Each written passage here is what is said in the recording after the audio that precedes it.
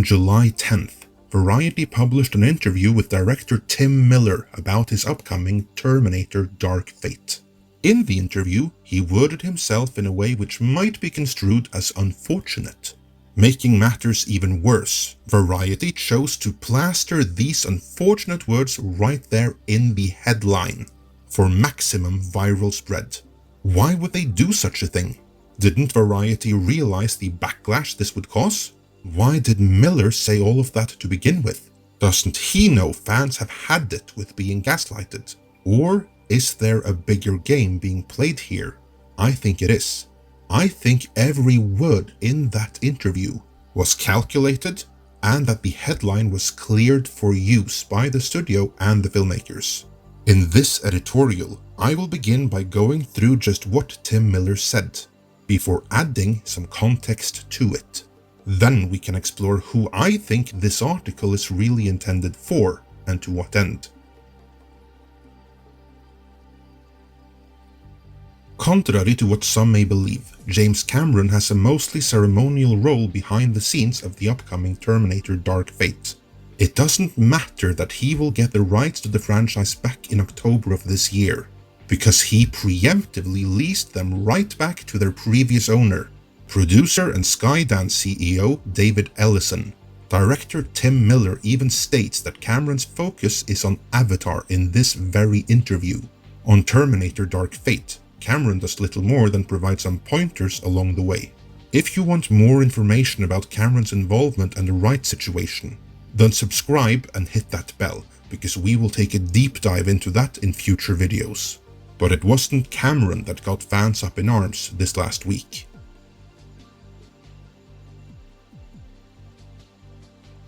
Variety asked director Tim Miller. An early Dark Fate poster received backlash, calling Davies and her co-stars feminazis and other chauvinist hate speech. How do you think she'll be received in the room at Comic-Con? To which Miller replied, "If you're at all enlightened, she'll play like gangbusters. If you're a closet misogynist, she'll scare the fuck out of you because she's tough and strong but very feminine. We did not trade certain gender traits for others. She's just very strong, and that frightens some dudes." You can see online the responses to some of the early shit that's out there, trolls on the internet. I don't give a fuck. That early backlash Variety's referring to is due to the so many franchises getting an ideological intersectional makeover in the last few years. And fans have started to tire of being labeled as misogynist, basement-dwelling, Trump-supporting alt-right man-babies for voicing displeasure over it. There is also some level of irony in accusing Terminator fans in particular of being closeted misogynists, because tough and strong but very feminine female leads was always one of the hallmarks of the Terminator franchise. So what gives? Why would Tim Miller say this? He surely must have known what kind of reaction this would elicit from the fans. I think he does know that. What I don't think is that this interview was ever meant for the fans.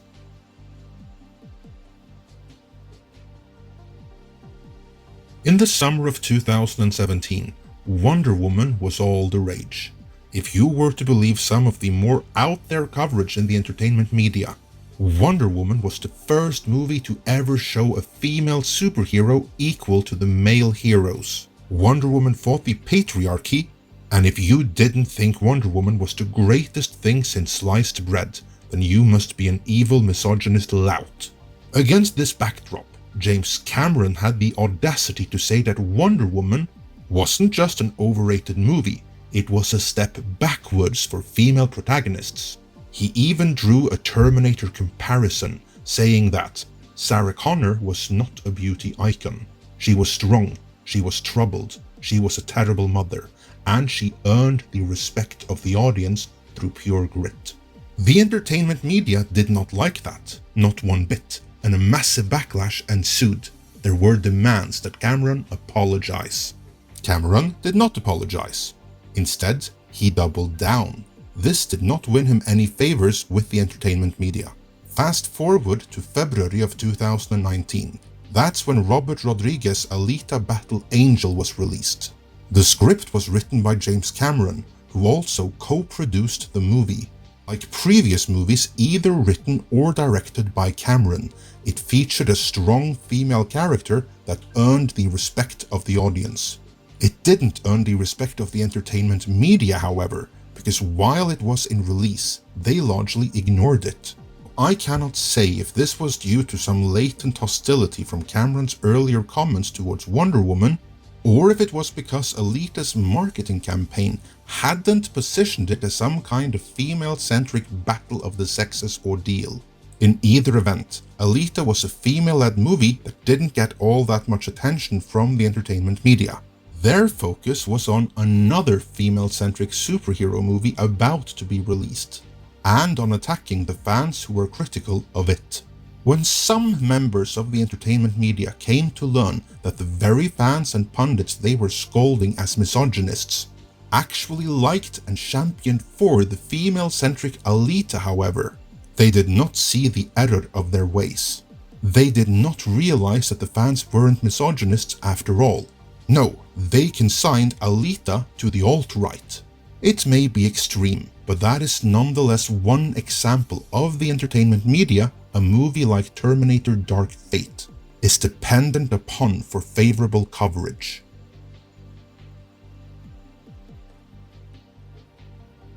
The offering Terminator Dark Fate presents to the audience is a reboot which ignores all but the original 2 Terminator movies, a return to the roots of the franchise, and one which will launch a new trilogy. For those keeping score, that is the exact same offering as Terminator Genesis back in 2015, and audiences didn't respond to that.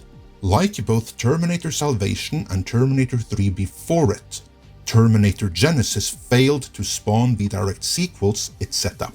Now, 4 years later, the Terminator brand is all that more diluted, and Arnold Schwarzenegger's return is taken for granted more than it is a selling point. The new selling point is Linda Hamilton's return, but even that doesn't guarantee that more will show up for Dark Fate than did for Genesis, and Genesis failed to clear even 100 million in the US. Dark Fate has to earn more than that, much more, or it may end the Terminator franchise for good. While many will be of the opinion that that would be a good thing, that it deserves to rest in peace, those making money on the Terminator brand are not of that opinion. They want the movie to be successful, and for that it is going to need all the help it can get.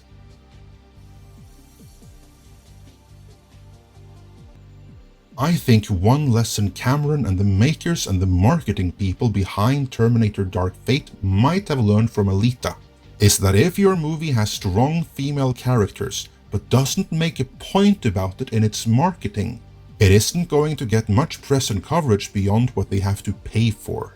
By contrast, movies that take on a political dimension, movies that appear to promote the same ideology a good chunk of the entertainment journalists subscribe to, gets those very journalists riled up. Look at Captain Marvel and how that mauled Alita at the box office. I think this interview was tailored with that in mind, to get the entertainment media on board, to get all the freelancers writing editorials for all the online outlets out there on board. Look at the interview. For starters, this isn't so much a legitimate interview as it is a paid advertisement disguised as an interview. Secondly, it's published in Variety. That alone suggests that the industry, not us fans, is the target audience for this advertisement. Look at the carefully considered wording. Miller begins by claiming he could have his pick of projects after Deadpool, which we don't know whether is true or not. He was after all fired from Deadpool 2. But anyway, he states that he chose this movie, despite it being the 6th Terminator, because stories about female characters are so much more interesting than men picking up guns. A statement that will score him some brownie points right there. Then he talks up female characters and Mackenzie Davis some more, before saying that anyone who is at all enlightened will like her. That's the key point here. The target audience for this advertisement disguised as an interview. The influencers in the entertainment media are praised as being enlightened. By contrast, Those that don't respond to Mackenzie Davis are all misogynists who are afraid of women. What is more, they are all trolls that Tim Miller doesn't give a fuck about. But by implication, some trolls that Tim Miller wouldn't mind some help from the enlightened in the entertainment media to combat with some positive press. Free of charge, of course. That's what I think is going on here. Naturally, anything published about the movie anywhere will spread like wildfire everywhere, so even if this wasn't intended for the fans, fans will see it. Although I do think both Miller and the other filmmakers would have rather we didn't, because these statements won't win them any favors among the fans, and I do think they have a pretty good idea of who the fans are. Or put another way, I don't think they suffer any delusion that the journalists they rely on for coverage will actually go see the movie themselves. Hope from the filmmaker's point of view is to get increased press coverage, and that this increased press coverage in turn will bring in more audiences beyond those that were going anyway. Because Terminator Genesis kind of proved that those that were going anyway isn't enough. So what of the fans? I think, or rather, I hope that they will find some tacit way of making amends. As such, I wouldn't be too surprised if the next trailer is more in line with what the fans would want. Or if James Cameron shows up at Comic-Con to announce an R rating or something. If none of that happens, if Tim Miller really is genuine here, well then the franchise is done for. In this Variety article, Tim Miller also took the opportunity to talk about Sonic the Hedgehog, but that I shall explore in greater detail in an upcoming editorial. Till then, let me know your thoughts on all of this in the comments. If you enjoyed this video, then please leave a comment, like it, and help share it. Or if you didn't, tell us why in the comments. If you did enjoy it, then feel free to subscribe, but remember to hit the bell icon to select that you want notifications all the time, otherwise YouTube might randomly unsubscribe you. Midnight's Edge is completely independent and devoted to bringing you the intelligent analysis of the inner workings of the film industry and genre media. If you like what we do, then we would be very grateful if you could help us keep the lights on by supporting us on Patreon or on Subscribestar. Our backers receive exclusive rewards and bonuses. Before you go, check out these other videos that may interest you, and our sister channel Midnight's Edge After Dark for more live shows and more laid-back content.